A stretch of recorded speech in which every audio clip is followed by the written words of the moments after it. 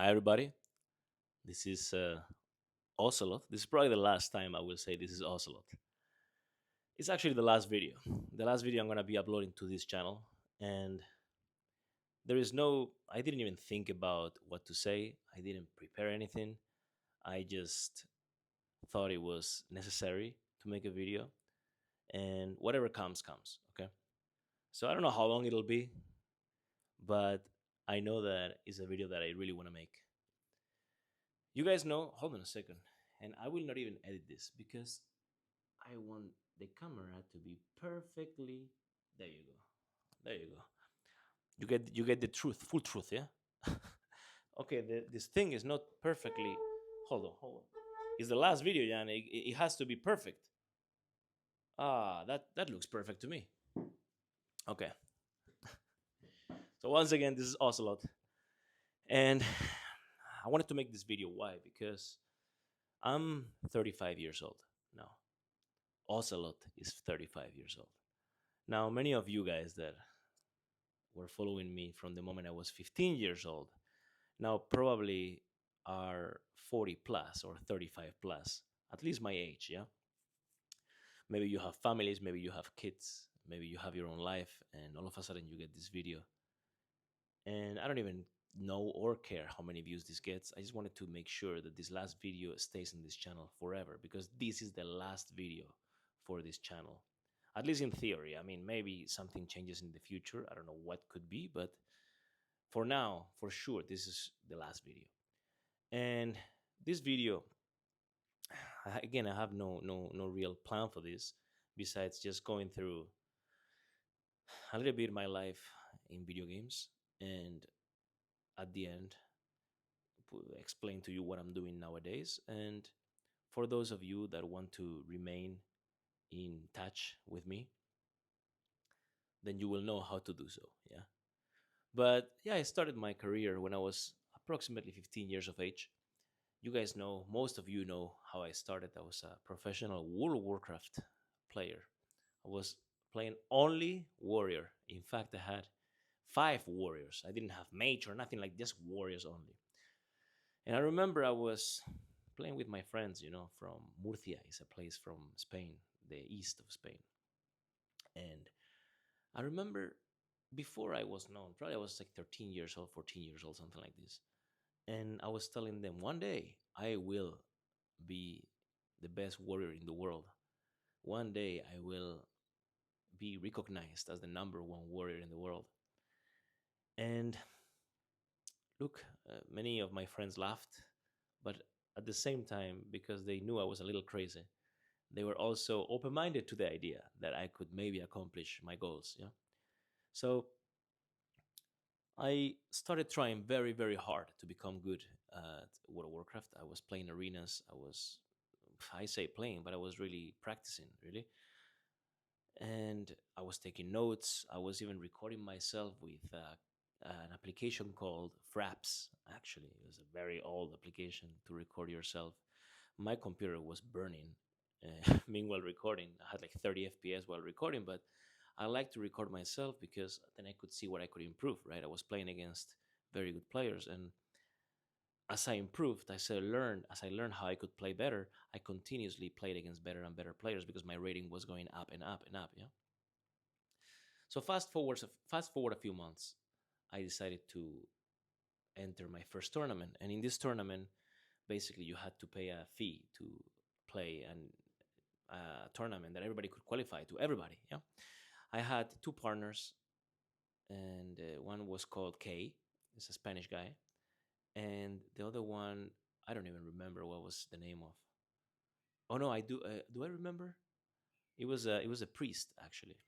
So I had a druid and I had a priest and I was a warrior, right? So we were playing warrior, priest, druid. Yeah, I mean, yeah, warrior, priest, druid. So two healers, and it turned out we were actually pretty good. So in this tournament realm, it's like a tournament server. Yeah, we played and played day and night to try to get rating, and at the end, the ones with the top 10 rating or something like this would qualify for ESL one, no ESL Hanover, something like this, or IM Hanover. I can't remember exactly what it was. Yeah, I can't remember exactly what the tournament was, but We pretty much ended up qualifying. Actually, we qualified and we did very well there. I think we got like top 7, something like this in the world. And then shortly after, I continued doing this. We continued practicing, and I continued taking it very seriously. I was making movie frags myself. I was editing my own movies because, of course, my ego had to be fed somehow, you know. And some of these videos in warcraftmovies.com, I think it was called the website. You can see them. I mean, they're still there, I believe. Had There are some of the most. So in Warcraft movies, you can add a skill like an award, like in Reddit, right? In Reddit, you can give awards, and you only have a limited amount of awards you can give. I think per account, a couple of them, I don't know. And my video had so many skill awards from the people that it was pretty much recommended by everyone. If you want to learn warrior, how to play warrior, then watch Ocelot, yeah.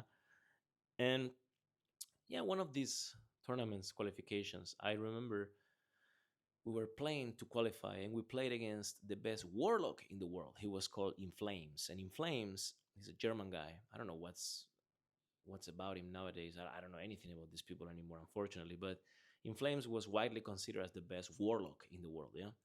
So I remember I saw him in the first of all, I saw him in the he just jumping around, in the city, and I told him with the all chat, like the proximity chat or all chat. I can't remember how it was. It was been a long time, yeah.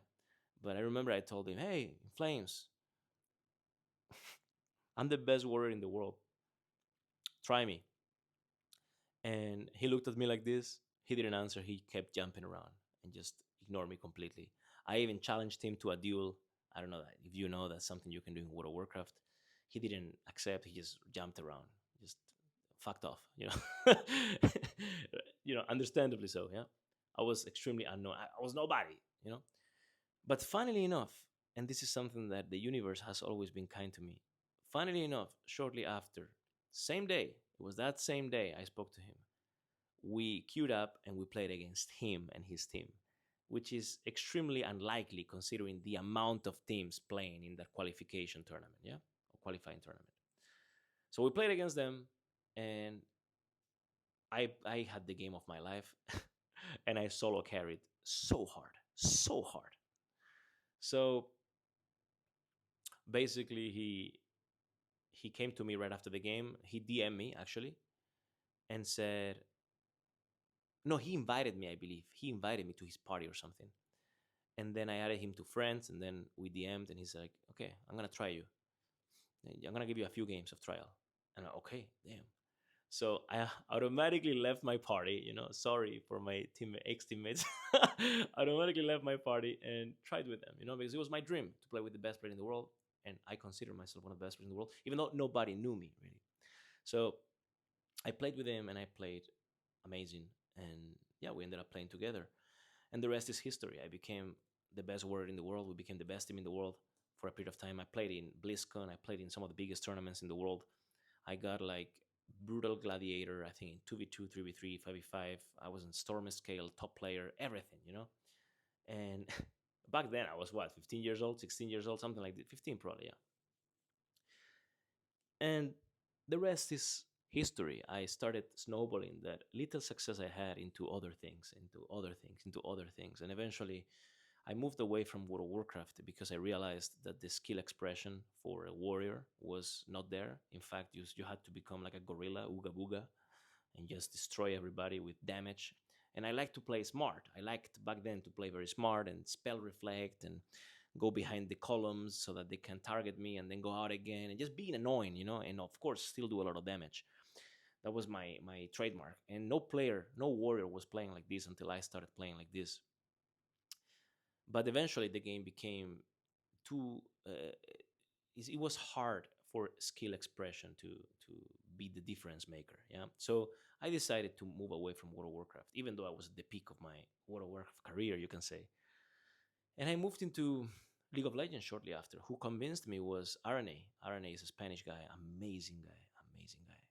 And he was like, "Man, I know you haven't played at all, but just try it out, and I think you will become very good very quick." And yeah, he got me into his team. It was Di Medio or something like this, I think a Spanish org. And shortly after, Well, I joined, and then shortly after, the team made me sort of the captain, yeah. And I very quickly became very good player again. And again, I used that little bit of success and snowballed it into more things.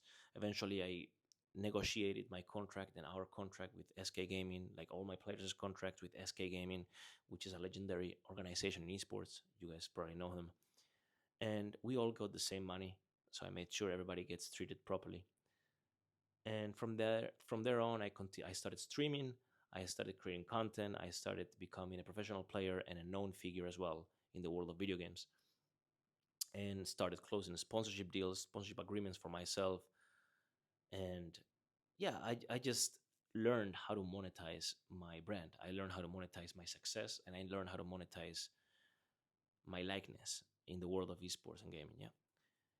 I was always a competitor at heart, and I continue to be even to this day. I'm playing paddle pretty much every day. I'm extremely addicted, and but what I truly am is somebody that likes to generate value and somebody that likes to build things. Yeah. So I learned very quickly how to use my skills to my advantage.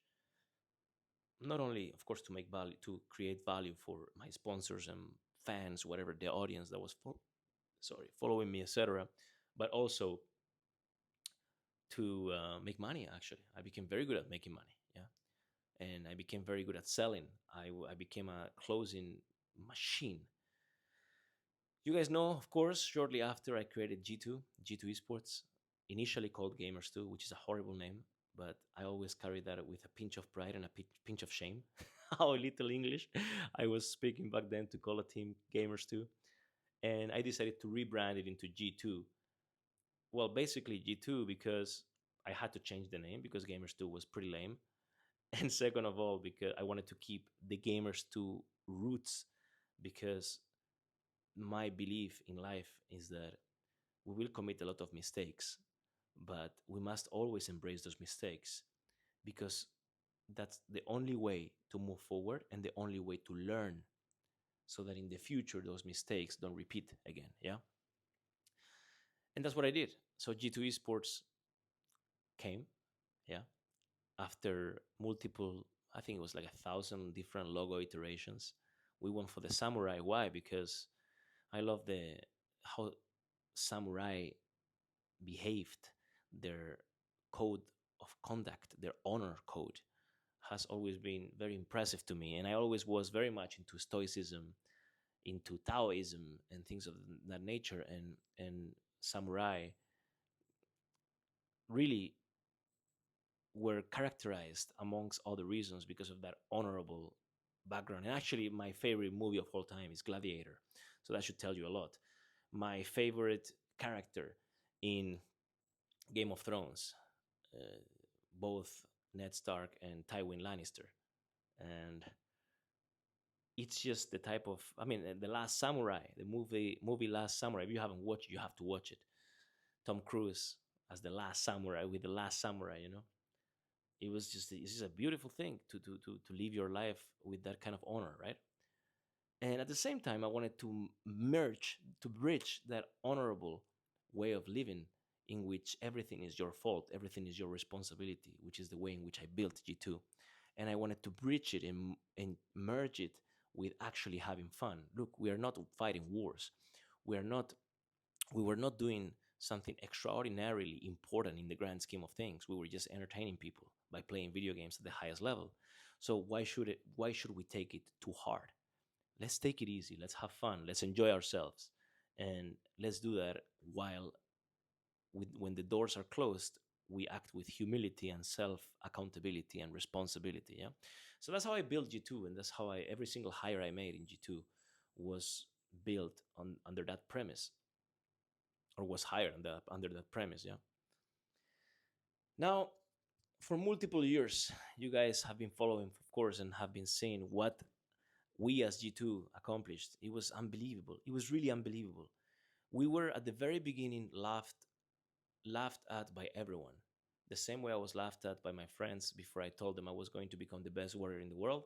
I was laughed at when I told the people that I was going to be the best League of Legends player in the world. And you can argue maybe I wasn't, but you can argue maybe I was for some time. Of course, I had great competitors I played against in my lifetime: Alexic, Froggen, Expeke, uh, Reginald. There's so many people, Hotshot GG, and all these people that you probably remember. These people also built who I am, right? Because if they wouldn't have been as extraordinary as they were, I wouldn't have been a Shushay. I remember Shushay. I wouldn't have been as good as I ended up becoming. But now, eventually, after many years of competition, I decided, it was time for me to go full time into my new dream, which was to make G2 the greatest organization on the planet. And it was not easy. It was actually very hard. Many times the organization was at the verge of bankruptcy, and many times I had to self finance. I went into debt. It was very tough, actually. People always saw us flying high, but many times I took very difficult decisions. I invested hundreds of thousands of dollars I didn't have. And then I invested millions of dollars I had, but I still had to invest them into the organization and into making it the best it could be. I think we did a pretty good job. I'm pretty proud of what we accomplished. We were, we won all kinds of awards. I won all kinds of awards. Not that I care about them. I used to care about them. I'm not gonna lie to you. I used to care about them, but I don't care about them anymore. And in the last part of my career in G2, I didn't care about them anymore. Personality of the year, sales team of the year, content team of the year, organization of the year, of the year, of the year, of the year, Forbes 30 under 30, all kinds of articles everywhere, everywhere, Washington Post, New York Times, Bloomberg. It really didn't matter to me. I was just doing it. I was like pretty much like a machine, just doing it because I knew I had to, right? To make G2, I guess, known beyond esports. Yeah, we've done all kinds of good things for the industry. I made sure that we are the first team taking female players seriously. We invested, I invested personally a lot in female players, and with the goal of showcasing that they can be taken seriously. And I'm glad that my efforts paid off, because now female esports are taken a lot more seriously than before.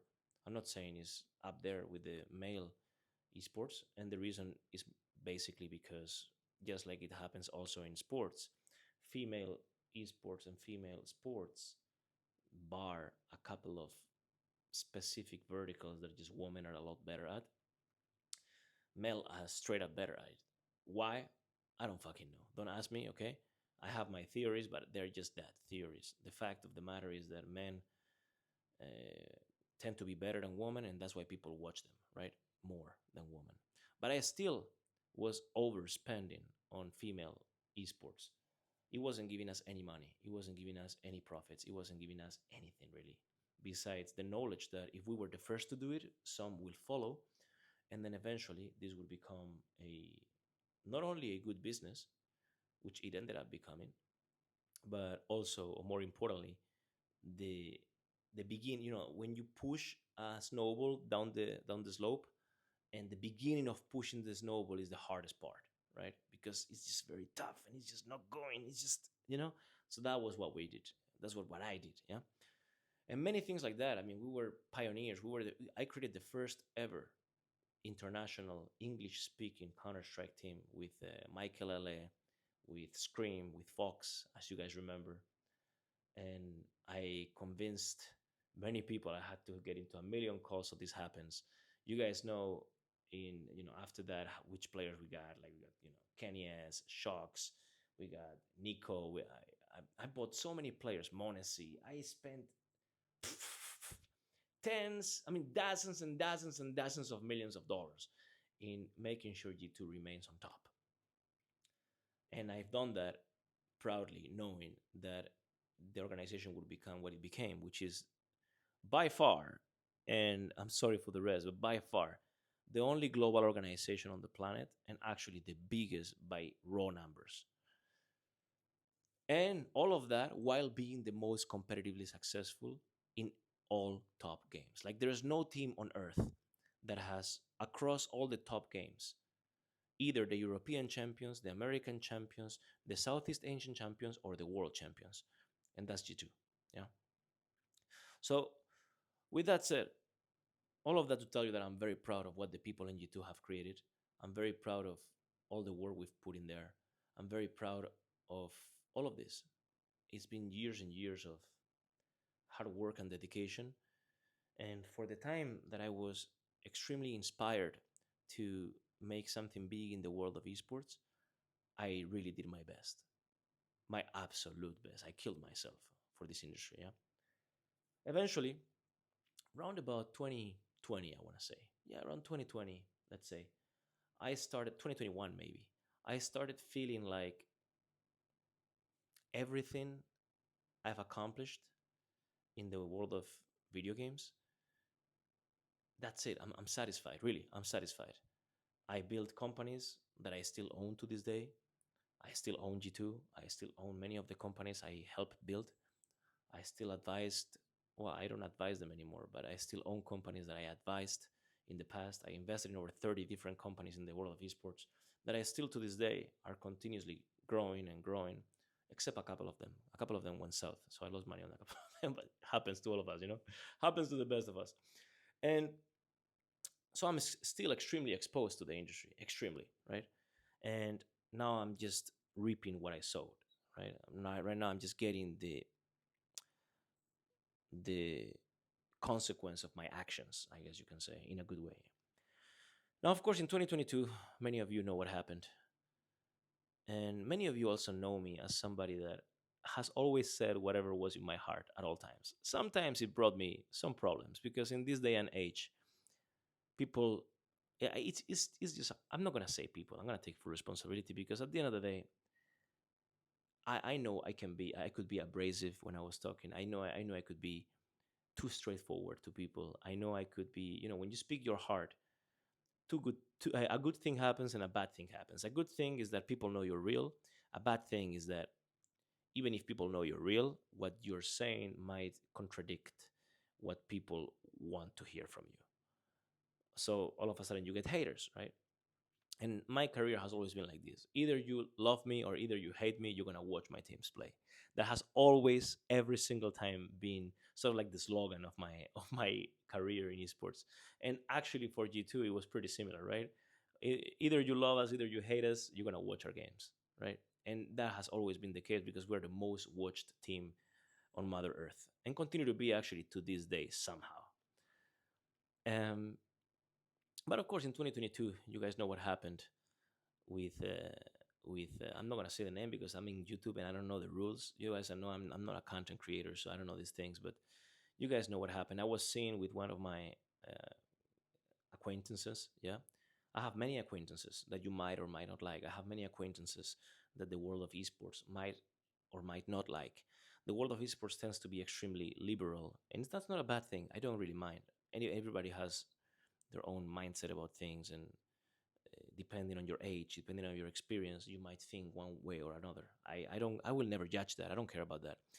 But it is true that when when the people you associate with is not in the same wavelength than the people that are watching you or the people that are rooting for you or the people that just want to see you fail, which I had a lot of those people in my life, then all of a sudden it becomes a big problem, right? And I was seeing with one of my acquaintances, we were partying. Not that I'm a partying person. I'm a very, no, actually, in fact, I'm not a partying person. I'm very calm. My life is very calm. I wake up, I meditate, I go to gym, I read books, I work all day, then I play paddle at night, spend time with my family, and that's pretty much about it. I don't really go out. I don't really, except if it's something work related. I don't. I have a very, um, what's the word? Like calm life. Yeah.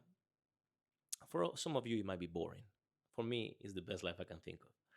But yeah, back then I was seeing, I remember, and it was a catastrophe. It was a catastrophe because I thought in my head, I remember it was a fangirl that posted the video of me partying with my acquaintances, yeah, the acquaintances that people don't like. And I thought to myself, look, I don't like elephants in the room, right? I always say that. I don't like elephants in the room. And if there is an elephant in the room, I'm gonna always address it. Like if I'm with you in a room and an elephant walks in, most people on earth don't even mention the elephant.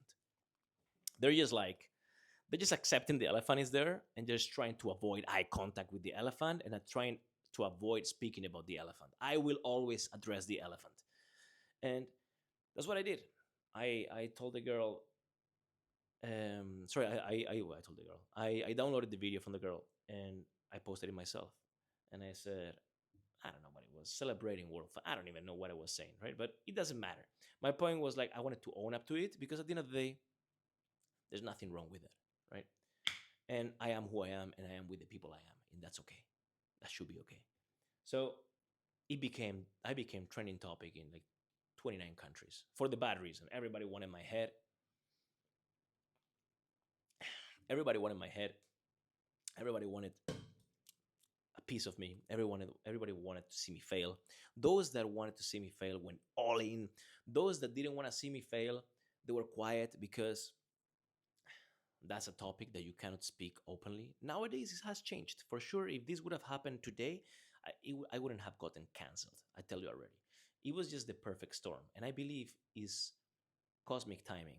I believe this was sent to me by whatever you believe in, by the universe, by God, by the creator, whatever it is. This was the perfect storm for me to get canceled at that moment in time. And God also knows, you guys also know me very well. I will never back down if I believe what I'm doing is right. So I didn't back down. And in fact, I doubled down. And the moment I realized that people were using my career as leverage to get me to agree with their ideals, that's the moment where I drew the line and said, fuck everybody. Nobody can tell me what to do. Nobody can tell me who my friends are. If I want to have a meeting, if I want to have a dinner with Putin, the next day a dinner with Zelensky, the next day a dinner with Obama, the next day a dinner with I don't even know. What's this guy that is? I like him actually. The socialist from America, Bernie Sanders. If I want to have dinner with Bernie Sanders, which this was funny, I actually like him. I respect him, even though I agree with pretty much zero policies of his. But he's consistent. He's congruent over the years. But I like him. You know, what if I have dinner with him and with all these people I said before? What if I had dinner with Saddam Hussein? What's the problem? There is no problem, right? You people, I say you people, when in reality, most of you probably don't even agree with this. But the people back then should have understood that everybody's free to have the people around them that they wish to have, right? And especially when there is no proof about anything that's being said about them, right? If you give me proof, irrefutable proof in front of me, then somebody I'm spending time with did something horrendous, I will never spend time with them. Obviously, I'm not retarded. But of course, at the same time, if there is no proof for it, who am I to judge? What am I? God? What am I? The Lord of Judges? No. I'm never gonna backstab somebody in public. I'm never gonna speak badly about somebody else. It doesn't matter who that is, whether it's this person I was with, whether it's I don't know. I don't care who it is. Even if I never met him in my life, and people were trying to get me to agree with him by force or disagree with him by force, even if I disagreed, I wouldn't do it because nobody tells me what to do. You know what Carlos means? Carlos is my name, right? Carlos means free man. I didn't know this until around this time, actually, but now it makes a lot of sense. I generally believe that our names have a lot to do with our character, and my name, Carlos, means free man, and a free man I am. It doesn't matter what happens to me, I will always be free. It doesn't matter what happens to me, I will always be free. And that's something that I made very clear in those moments. Now, of course, you know what happened afterwards or right afterwards. Everything exploded and people wanted my head. I had a lot of good friends I still have them, by the way, friends in corporations, S&P 500, many of those companies are still to this day sponsoring G2. Every single sponsor of G2, okay, not every single one, most of them, I closed myself. And those guys, the marketing directors, the CEOs of these companies, I was in great terms with, and I'm in great terms with. But you know how these corporations are; they are forced to take action when the populace, when the people are demanding something. So in this case, if they feel like sponsoring G2 and me being the CEO of G2 at that time would have a negative brand risk or would create problems for their brand, then they can automatically cancel the contract, right? And I was told in many occasions that they would cancel the contract even though they don't want to, because they respect me and they know me personally very well, but they were forced by the public pressure to do so, right? So I was faced with two options. One, stay and finance all the money lost. I could have done that, and I could have raised the funds to finance it myself. Nobody could kick me. I mean, the only reason I stepped down is because I myself agreed on it. I had all the super voting rights. I had, well, okay, I say had. I don't want to get into this, but yeah, I had all the super voting rights and I had all the possibilities to remain in charge, absolutely, until I decided not to. And I decided not to. Why?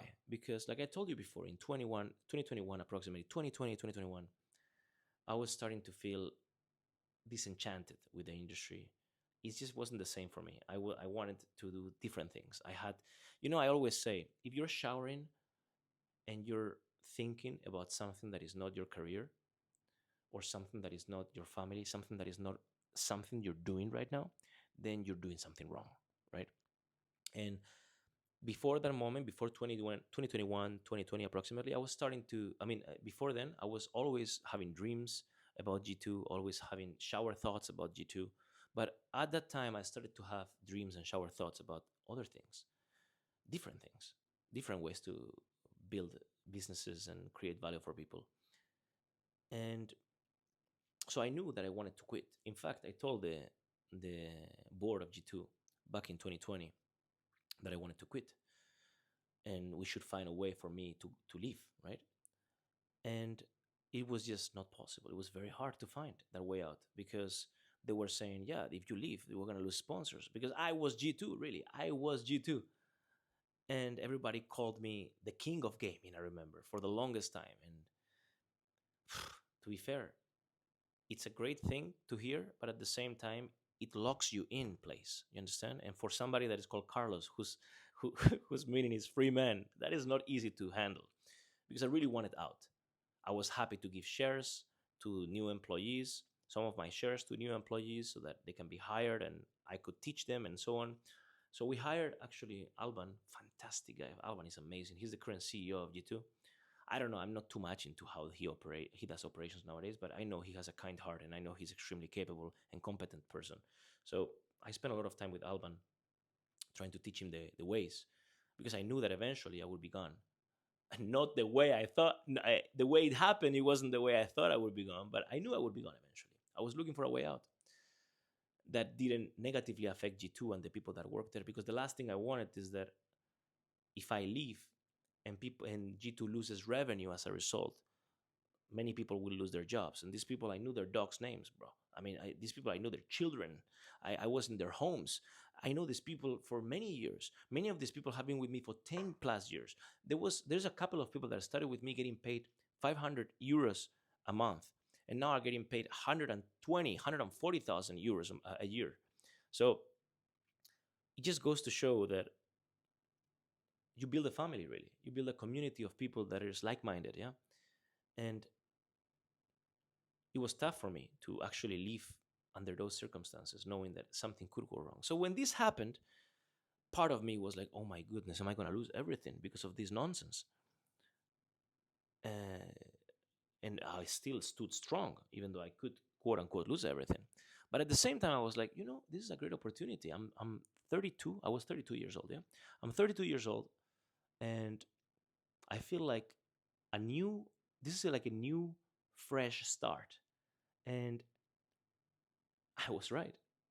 I was completely right. It was really a blessing in disguise.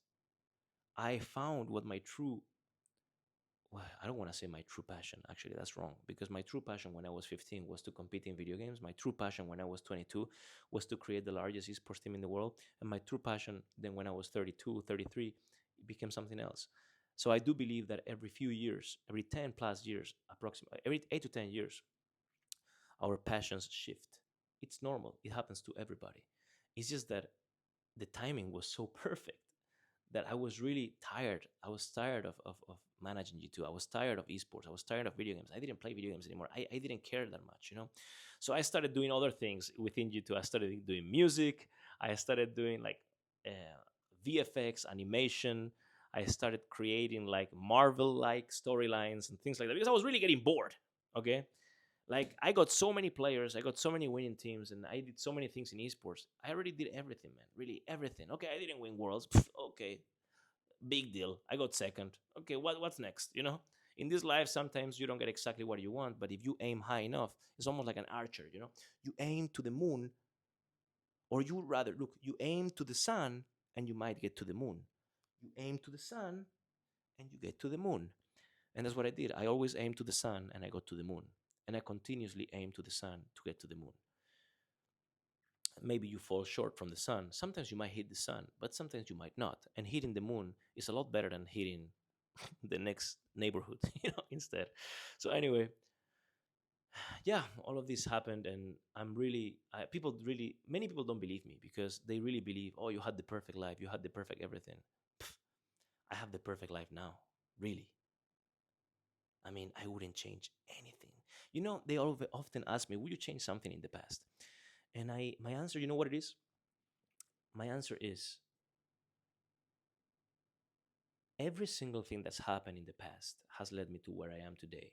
And where I am today is exactly where I want to be. So, no, I wouldn't change anything. Why would I? I really am living the perfect life. I designed my life in full. The people around me, the the relationship with my blood, with my parents, with my brother, with my family, the relationship with the people I work with, the people I mentor, the people I teach things, the people I learn things from, the people I do business with, the people I share my life with, the people I play paddle with, the person I wake up with every day. All of this I have designed. I have exactly what I visualized in my mind, exactly one to one. The cars I bought, the color of the cars, the inside color of the cars, how the wheel feels when I touch it, how the car smells, how the door sound when it opens. When I open my Rolls Royce Cullinan or my Rolls Royce Phantom or my Ferrari, whatever it is, when I open it, pluck, the sound it makes. When I hit, when I hit the, in the Rolls Royce, when you hit the door closes automatically. That sound, I visualized all of that. I designed my life, all of that, everything. And I believe that what happened there in 2022 was exactly what I asked for. Maybe not in the best way, to be honest. but the aftermath is good, Yanni. The aftermath is exactly what I'm talking about. I live in Dubai now, which is the best city in the world, no doubt. I mean, you guys know I'm Spanish. This is the closest to the best point of Spain. Now Spain is gone. Spain is lost. Europe is lost. America is lost. But this feels like how LA felt maybe 20 years ago. Anyway, I'm digressing. Well, I'm digressing for what? I don't have a plan. What am I digressing from? Look what I have here. Look what I found today. This is my book. I made a book. Don't worry, I'm not selling you anything. This is a book I wrote like what, 15 years ago, in Spanish. It's called the most. I mean, it's in Spanish, yeah, but I will translate. The most followed gamer. Your dreams start here. Reach success in everything you, in all the things you wish you want. Something like this. Oh look, I just opened randomly. Capítulo 3, like chapter 3. Trust yourself. You see, this is like there's no coincidence. I wrote this when I was like what, 20 years old, 19 years old, something like this. Sold a lot, by the way. For some reason, I was a kid, I knew nothing about life, but somehow this thing sold. And positive view, law of attraction. Chapter number 5, law of attraction. Amazing. Anyway, I had it here, and I just thought it was cute to bring it to the video. But people, I just want to say thank you because all these years in gaming have taught me so many things. I had so many good moments. I remember running to the stage and raising trophies with the players that I spent so many hours working with. I remember closing contracts in the last minutes of the transfer window. I remember spending millions of dollars for players that everybody was telling me was a bad idea, and it ended up being like the best investment ever. I remember buying a 16-year-old's contract from Russia, Monesi, for $600,000. That everybody was like, "Are you stupid or what?" And then he became the machine he became. I think G2, yeah, G2 sold him recently for a few million, a lot of million. So he ended up being pretty good. But most importantly, what we won with him, the things he did with us, unbelievable. What a nice kid, by the way, nice guy. Same for Nico, nice guy as well. A lot of things I've done, required big balls. And I remember, you know what was the differentiator? I remember it was actually the day was the 3rd of July of one year. I don't know what year was it. It was 2016. Yeah, yeah, yeah. Was the 3rd of July of 2016. I was in France, in the south of France, in short holidays. And I remember I had a dream, rather a nightmare. And the nightmare was as follows: I was the president of Real Madrid, which is a football team, soccer team, right? I was Florentino, yeah. But I was Carlos, the actual president, but as the president of Real Madrid. And I remember we had Cristiano Ronaldo in Real Madrid. And Cristiano Ronaldo being the best player in the world, maybe Messi, whatever, I don't care. Don't talk to me about this, I don't care. And my GM, my general manager, told me, "Oh, we have a player that is only 1% worse than Cristiano Ronaldo, but costs half." It was very specific, eh? And I was like, "Yeah, I mean, makes sense, makes total mathematical sense. Let's do it." So we got him, and the dream made the situation play up every single year, but very quick. So every single year, I would go for a 1% worse player that costed 50% of the price, which mathematically you would say, yeah, it makes a lot of sense, right? Well, eventually in the dream, we went from winning the Champions League, which is the biggest league in the world of football, to then reaching the finals, to then reaching semifinals and losing, to then reaching quarterfinals and losing, to then reaching 16 round of 16 and losing, to then not passing the group stage. And I woke up sweating at like 4 a.m. in the morning, and I wrote everything down. And that was the realization that in this life, you cannot play it safe. In this life, I don't know how long I will live. Maybe tomorrow a Pegasus track smashes my head and I become Carlos Soup, Freeman Soup. Or maybe I live until 340 years old. Who the fuck knows? But because I don't know, the best I can do is to do the best I can every day of my life. And that's what I decided to do at that very moment. Not that I wasn't doing it back then, but it was also a very good reminder. You know what happened after 3rd of July of 2016? You can check. Everything is chronologically available online. I got the world champions in Hearthstone. I put together the Counter Strike team, the English speaking Counter Strike team, with Michael Ele, Scream, Fox, and everyone was shocked. And we made that team work. We were the first ones to do it. Now everyone is speaking English in Counter Strike.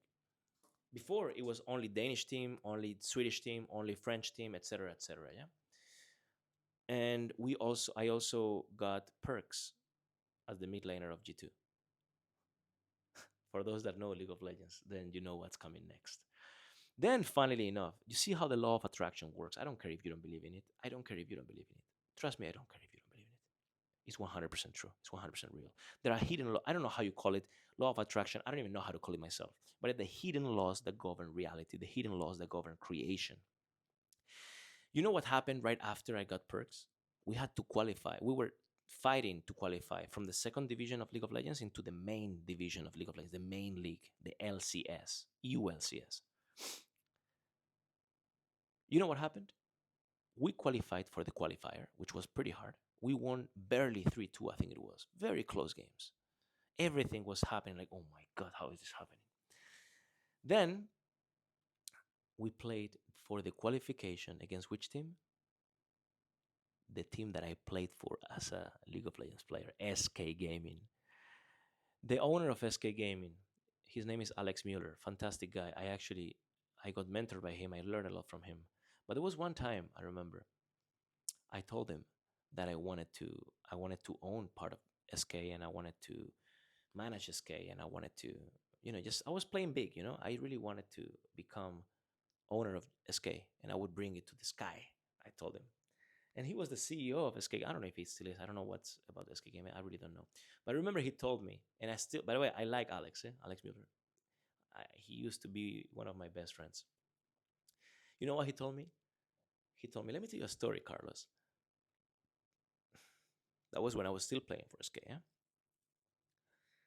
Let me tell you something, Carlos.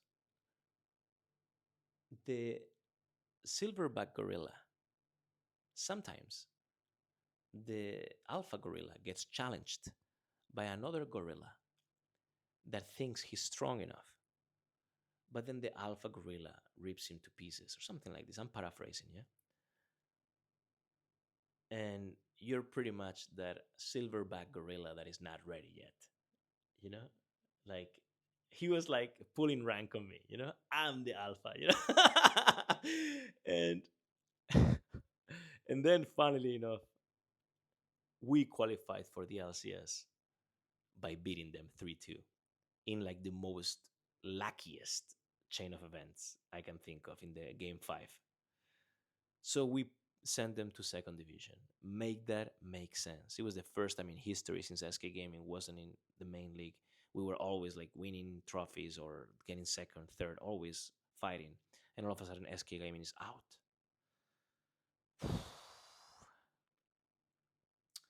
So it's just incredible how things work out, yeah. It's just unbelievable. I mean, it's believable. I've so many things happen like this to me that it's just there's no lack. There's only synchronicity. Carl Jung. If you haven't heard of Carl Jung, I recommend that you read everything you can about Carl Jung. Carl Jung calls this synchronicity, which is sort of like when the reality you live in bridges the unseen for cosmic timing on specific things. I'm sure there's a better way to explain that, yeah. But yeah, that's why am I telling you this? I don't fucking know, but it makes sense to tell you this. It felt good to tell you this. It feels good to tell you this. Anyway, people, what am I doing nowadays? What am I doing these days? Well, I am certainly very busy. I am happy working on my purpose. What is my purpose? My purpose is to teach those that want to learn. And I'm not selling you nothing. I don't want you to buy nothing. In fact, I really don't want you to buy anything. I don't want you to contact me for mentorship or anything like this because the type of target audience is very likely different anyway. But I wanted to let you know what I'm doing.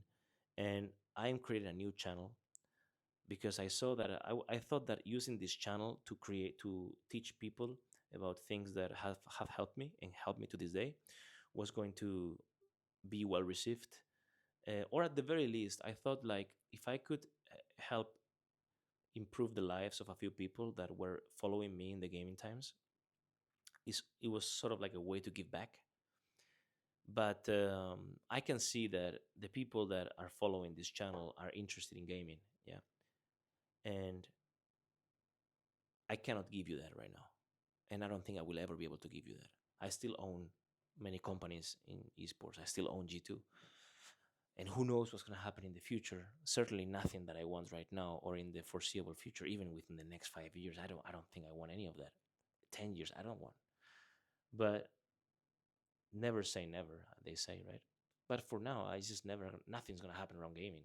So if you're expecting a Cassadin backdoor guide, I'm sorry to say, ask Expeke. He knows more about this than I do. Uh, if you're asking about tips to win in Inferno, this channel is not gonna have tips and tricks. But if you are focused on self development, if you're focused on bettering yourself, and you think that I know some things you might not know that might be valuable to you, then by all means follow me everywhere else. There's Twitter, Carlos underscore R Ocelot altogether, Rosalot, yeah. Or Instagram at Ocelot World. Or in YouTube, I will put the channel that I created, the new channel, 0 followers, 0 subscribers, It's gonna take me a while to grow it. I'm gonna get dozens of views for years. Okay, maybe not. You never know with these things. But it doesn't matter to me. If I help 12 people, I'm happy. So I'm gonna put the channel somewhere below this channel, right? I'm gonna delete all the helping videos that I made for this channel, all the self-development related videos I made for this channel, and I'm gonna slowly upload them into the new channel. And I have countless content that I made, that I want to make, and some content that I already made that I will also upload there. So stay tuned, okay? If you're interested in this, if you're not interested in this, then I wish you the best in life, and I wish that everything smiles your way. I wish you great luck and great synchronicity, like Carl Jung says. I wish that yeah, I hope that I don't even hope that you remember me for the good things. I actually don't care. And I don't say that in a cocky way. I just got to a point where I really don't mind what people think, because I know I've always acted from a kind hearted point of view. I guess is that the right way to say it? I always acted in the best interest of the people I cared for. I guess that's the right way to say it. And yeah, I'll never apologize for something I don't think I did wrong. I don't think I did anything wrong in the 2022 debacle. I don't think I did anything wrong. I mean, in fact, I was in the industry of esports for what, 18 years? And you haven't heard a single catastrophic event.